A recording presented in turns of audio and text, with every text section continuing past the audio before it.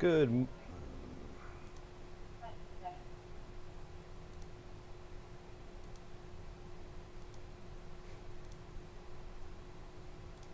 Well, good morning, everyone. Senior Chief Meteorologist Rusty Lord here. Things looking to be a little cloudier and a little cooler as we head into the next couple of days, thanks to some rain chances that are moving in. So we got a fair amount to talk about here.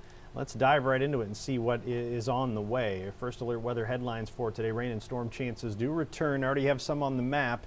Otherwise, we'll watch more try to develop this afternoon, more into the evening, and they'll actually continue with on and off rounds possible all the way through the afternoon tomorrow. And then some warmth and humidity will build in. Winds right now trying to gust a little bit. Sustained winds about 10 to 20 in many spots, and still the potential for some gusts here this morning for a little bit, and then again this evening that could hit 30 miles per hour. So you got a little bit of a breeze out there as we wait on the thunderstorms to try to move in. Got this complex to our west here. What we call these are these little swirls in the atmosphere. They're called MCVs, little mesoscale convective vortices that kind of take on a life of their own, and they can be some fairly efficient rain producers. Looks like there's a little swirl down here, a little swirl down here, and this is what happens when there's not a lot of energy in the atmosphere, enough upper level winds to kind of push these thunderstorms along, and they can kind of be slow, methodical, and dump some rain. And we already have a flash flood warning back here north of Grand Island. You can see the issues with that, but notice how slow these are moving. This is a loop over the last hour. They're just now getting into the Columbus area, and these could easily kind of collapse on themselves and maybe kick out a little bit of wind. So that's why I don't think the severe weather threat today or tomorrow is all that great, but it's not completely zero. So we got to watch what these can do as they try to move in from the west here. And a new development tries to get going out ahead of it as well. So a little wider view shows the severe weather risk for today. A 1 out of 5 on the scale. Some very spotty strong storms bring a wind or a hail risk to the area. Not a huge problem, but it is something we will watch as we go through the day today. And you can see this model doing a decent job of picking up on that complex to the west here. And then some new development tries to get going from the south. So everything about today is just going to be very scattered, very spotty, and not a lot of rhyme or reason as to where some of these storms will be popping up. So we'll be watching this into the afternoon. Just know that gradually as we go through the day, the chance for rain increases. We'll have a few more on the map as the day goes along, and then eventually into the evening some as well with a low-end severe risk. And we'll try to tack on a little bit of rain. I'll show you how close we are to being number 1 for the all-time wettest May here. And if we don't get it today, we have overnight rounds of rain potential, and then again heading into Friday as well with more showers and thunderstorms trying to move through. So here's your rain chances for today, gradually upticking as we go through the afternoon hours. Just better and better odds of a little bit of rain in the area as we go through the afternoon and into the evening hours. Here's your precipitation forecast. And for tomorrow, you can see those pick up again, on and off showers, some thunder showers in the morning and afternoon hours likely. Again, very random to the development. Best odds look like they're going to be south of I-80 for at least some soaking rains. And then you get late Saturday, late Sunday, some storm chances with quite a bit of warmth during the afternoon each day as well. So those aren't all-day washouts, but let's look at a little bit of rain potential here through 7 o'clock Friday when most of the rain between now and then will be done. Potential there for some 1 to 2 inch total south of I-80.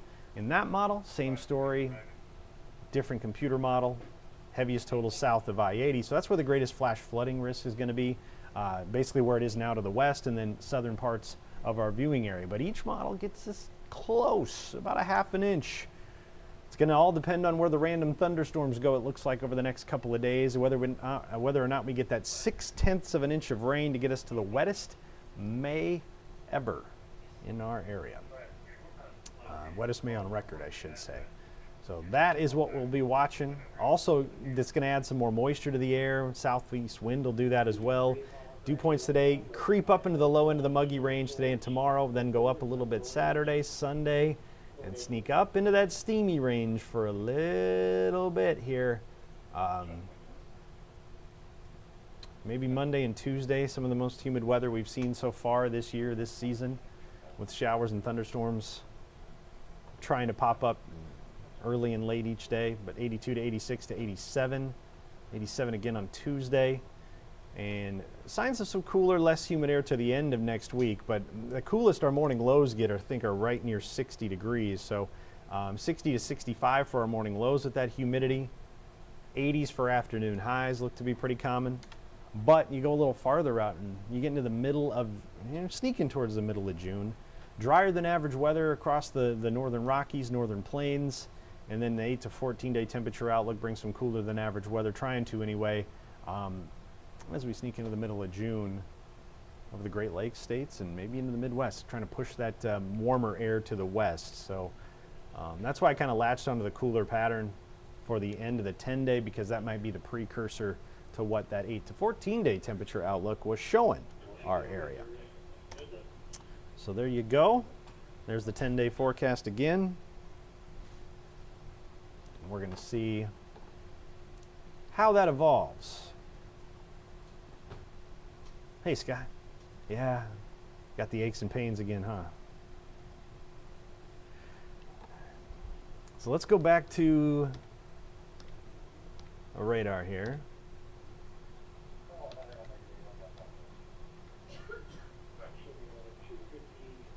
So there's a couple little complexes moving in here. I think it's just going to kind of be a mess of a couple of days here. No organized rain, not a real great rhyme or reason as to where it's going to pop up, where it's going to develop. Very, very random with all this development, but the severe risk is going to be low. So that's what you can take from this. No widespread outbreaks or anything like that.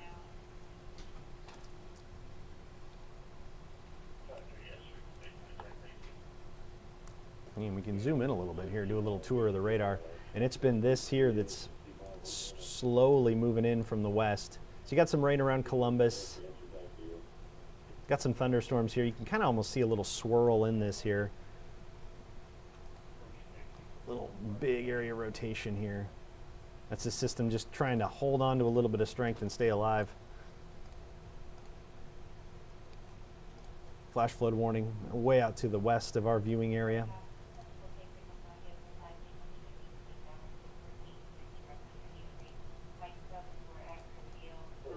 So again, you can use the interactive radar on our app, try to time this out, but overall, it's still going to take closer to noon before any of this develops, or before any of this can try to sneak in. It might be a spotty shower or two that develops out ahead of it if we can build enough warmth as we go through the day. We're up to 71 now, so southeast wind trying to warm us up out ahead of this. All right, so we'll leave it at that.